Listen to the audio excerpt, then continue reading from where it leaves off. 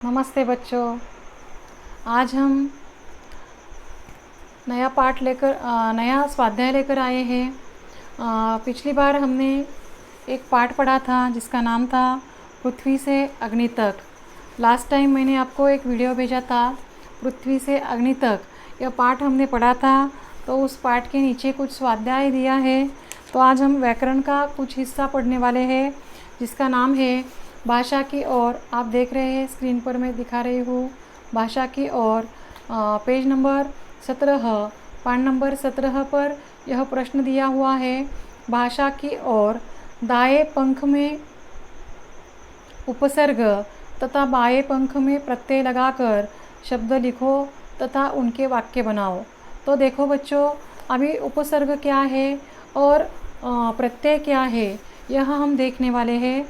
तो जो शब्दांश मूल शब्द के पहले जुड़कर शब्द के अर्थ में परिवर्तन लाता है, जो शब्दांश शब्द के पहले जुड़कर प्रथमतः पहली साइड जो शब्द के पहले आता है और पहले आकर शब्द का पूरा अर्थ ही बदल देता है, शब्द में परिवर्तन लाता है, उन्हें हम क्या कहते हैं? उपसर्ग कहते हैं। और जैसे कि अ से असत्य, अधर्म, अशुभ और सु, यह सु उपसर्ग लगाकर कैसे शब्द तैयार होते देखो। सुपुत्र, सुमति, सुशील। कु से कौन से शब्द तैयार होते देखो। कुप्रथा, कुमति, कुसंग आदि। जो शब्दांश अभी हमने देखे कि जो शब्दांश शब्द के पहले जुड़कर आते हैं और शब्द में परिवर्तन लाते हैं उसे हम क्या कहते हैं? उपसर्ग कहते हैं। अभी प्रत्यय क्या है देखो। अभी जो शब्दांश शब्द के अंत में जुड़कर उनके अर्थ में विशेषता उत्पन्न कर देते हैं उन्हें प्रत्यय कहा जाता है। जो शब्दांश शब्द के अंत में जुड़कर शब्द के अर्थ में विशेषता निर्माण करते हैं तो उन्हें क्या कहा जाता है? प्रत्यय कहा जाता है। प्रत्यय के प्रयोग से नया शब्द बनाया जाता है। विदेश में ई जोड़ने पर विदेशी। देखो, विदेश में ई जोड़ा लास्ट में, अंत में, तो कौन सा शब्द तैयार हुआ? विदेशी। नागपुर में ई जोड़ने पर, नागपुर के इस शब्द को अंत में ई जोड़ा जाए तो कौन सा शब्द तैयार होगा? नागपुरी। वीर में ता जोड़ा, वीर इस शब्द को हमने ता जोड़ा लास्ट में। कहाँ जोड़ना है? अंत में जोड़ना है, जिसे हम क्या कहते हैं? प्रत्यय कहते हैं। प्रत्यय जो रहता है वह अंत में आता है और उपसर्ग जो होता है वह शब्द के पहले जोड़ा जाता है और प्रत्यय जो होता है वह शब्द के अंत में जोड़ा जाता है। तो वीर शब्द को ता यह अंत में जोड़ा तो क्या शब्द तैयार हुआ? वीरता। मधुर में ता जोड़ने पर मधुरता। दया में वाण जोड़ने पर दयावान। गुण में वाण जोड़ने पर गुणवान आदि शब्द हम उसको जोड़कर, शब्द को जोड़कर, प्रत्यय जोड़कर अनेक शब्द, नए शब्द निर्माण कर सकते हैं। उपसर्ग शब्द के पहले जोड़े जाते हैं और प्रत्यय सदैव शब्द के अंत में जोड़े जाते हैं। उपसर्ग शब्द के अर्थ में परिवर्तन कर देते हैं जबकि प्रत्यय शब्द के अर्थ में विशेषता उत्पन्न करते हैं। देखो, उपसर्ग जो रहते हैं वो शुरुआत में जोड़ते हम, पहले जोड़ते हैं शब्द के, और जब वह जोड़ते हैं तो अर्थ में परिवर्तन आ जाता है, शब्द के अर्थ में परिवर्तन आ जाता है। और प्रत्यय हम शब्द के अंत में जोड़ते हैं, प्रत्यय शब्द के अंत में जोड़ते हैं और प्रत्यय शब्द के अंत में जोड़ने के बाद उस शब्द में विशेषता उत्पन्न होती है। यह फर्क, यह महत्वपूर्ण फर्क, यह महत्वपूर्ण जो चीज़ है वह आपको ध्यान में रखनी है। जैसे कि न्याय, अन्याय, शुभ, अशुभ। अ उपसर्ग जोड़ने पर न्याय और शुभ का अर्थ विपरीत हो जाता है। देखो, अ उपसर्ग जोड़ा है हमने न्याय को, न्याय यह एक शब्द है, उसको हमने उपसर्ग लगाया है अ, तो न्याय को अ लगाया उपसर्ग तो नया शब्द तैयार हुआ अन्याय। और शुभ को एक उपसर्ग जोड़ा अ तो उसका दूसरा शब्द तैयार हुआ अशुभ।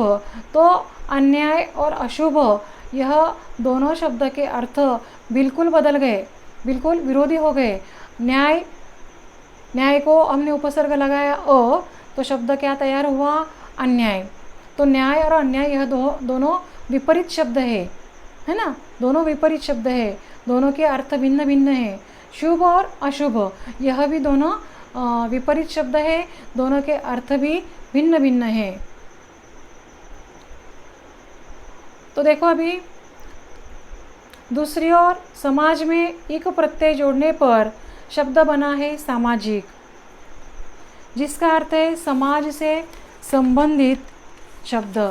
देखो अभी हम समाज, यह एक शब्द है, इसको हमने प्रत्यय लगाया ई क, यह अंत में लगाया तो समाज का नया शब्द तैयार क्या हुआ? प्रत्यय लगाने के बाद प्रत्यय क्या लगाया हमने? ई क। तो समाज को ई क यह प्रत्यय लगाने के बाद नया शब्द उत्पन्न हुआ सामाजिक। क्या शब्द उत्पन्न हुआ? सामाजिक। तो यह एक विशेषता उस शब्द को प्राप्त हुई है। तो इस प्रकार प्रत्यय और उपसर्ग में क्या अंतर है, यह आप सबके समझ में आया होगा। तो अभी हम कुछ उदाहरण देखेंगे इसके। अब एक शब्द है दिन, जो आपको दिख रहा है स्क्रीन पर, दिन। तो दिन, इसको हमने उपसर्ग लगाना है। मैं प्रतिदिन खेलता हूँ, और उसको हमने अभी प्रत्यय लगाना है, दिन भर नहीं खेलना चाहिए। यह उदाहरण इधर दिया है हमारे पुस्तक में, यह उदाहरण दिया है दिन का, जो हमें दिखाई दे रहा है। मैं प्रतिदिन खेलता हूँ, दिन भर नहीं खेलना चाहिए। दिन को प्रति यह उपसर्ग लगाया, और दिन को दिन भर यह प्रत्यय लगाया है। तो इसी प्रकार हमें अलग शब्द दिए हुए यहाँ पर, उनको भी उपसर्ग और प्रत्यय लगाकर वाक्य में प्रयोग करना है। देखो अभी नम्र, जिसका उपसर्ग लगाने पर शब्द हुआ विनम्र। श्याम बड़ा विनम्र लड़का है। अभी हम नम्र को प्रत्यय लगाएंगे, नम्रता। अमृता का व्यवहार सदैव नम्रता से परिपूर्ण होता है। अभी हमारा दूसरा शब्द है डर। तो डर को मैंने उपसर्ग लगाया निडर। तो देखो अभी उसका वाक्य में प्रयोग करेंगे हम। पार्थ एक निडर लड़का है, और डर इस शब्द को हमने डरपोक यह प्रत्यय लगाया, और उसका हमने वाक्य में प्रयोग करते हैं। अभी हम साक्षी एक डरपोक लड़की है। ओके, इस प्रकार हमें उपसर्ग और प्रत्यय लगाकर, और भी कुछ शब्द दिए हुए हैं, उनका हमें प्रत्यय, उपसर्ग और प्रत्यय लगाकर वाक्य में प्रयोग करना है, और उसका लेखन करके हमारे कॉपी में वह सब वाक्य लिखने हैं, और उसका फ़ोटो निकालकर आपको मुझे भेजना है। अपेक्षा करती हूँ कि आपको यह छोटा सा वीडियो पसंद आया होगा।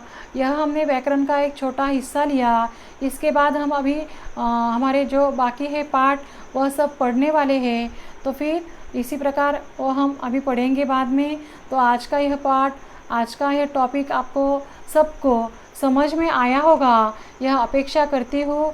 और अभी मैं यहीं पर रुकती हूँ, फिर बाद में नया वीडियो लेकर फिर वापस आऊँगी। तब तक के लिए धन्यवाद।